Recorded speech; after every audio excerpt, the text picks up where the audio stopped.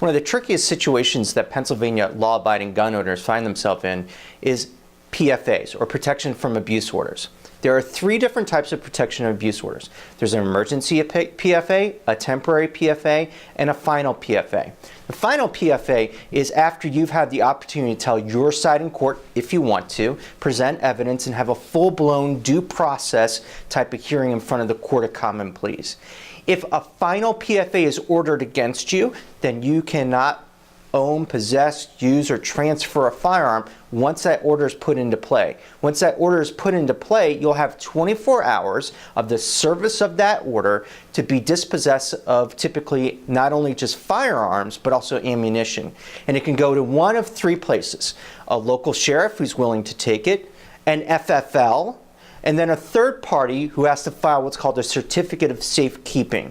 All of these three people have to certify that you're not going to get it for as long as a final PFA is in place. A final PFA can last up to 3 years, and under certain circumstances can go even longer and get renewed.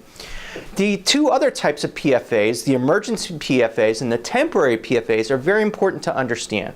Those are the type of PFAs that are entered either by a magisterial district justice in the case of an emergency PFA, or a Court of Common Pleas judge in the case of a temporary PFA. You have no right to be there. You don't get to tell your side of the story. It's just basically someone comes in and accuses you and they get a PFA. In that case, you're not automatically dispossessed of a firearm unless the judge, whether magisterial district judge or common pleas judge, says that there's to be no guns and ammunition.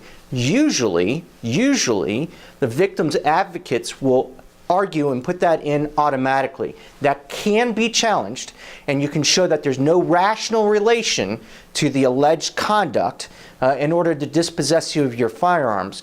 But you should be aware that once that's put in place with those conditions, guns and ammo are going to be not allowed in your possession. What happens most of the time is that very quickly after the PFA is entered, probably even before it's served to you, it's going to find its way into PICs or NICs. So you have to be very careful if you're involved even closely in any sort of incident, because it'll get in PICs or it'll get in NICs, and it'll have a problem for you if you're going to transfer a firearm or buy a firearm, because of how quick what we call the PFAD system is. It gets in real quick, even before service. So when it comes to PFAs, you have to get an attorney that's involved with it, that knows very much a lot about it, because it's not just generally to anyone out there on the planet Earth. It has to be to a specific class of people, basically people who live in your house or people that you have an intimate relationship with or had one with. And it has to be only for a certain amount of conduct. Only certain specific things will give rise to a PFA. It has to be within a certain period of time.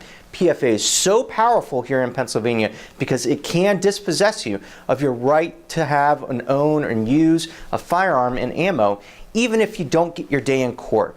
So this is something that's very important we have to harp on just to make sure that you're on the right side of the law.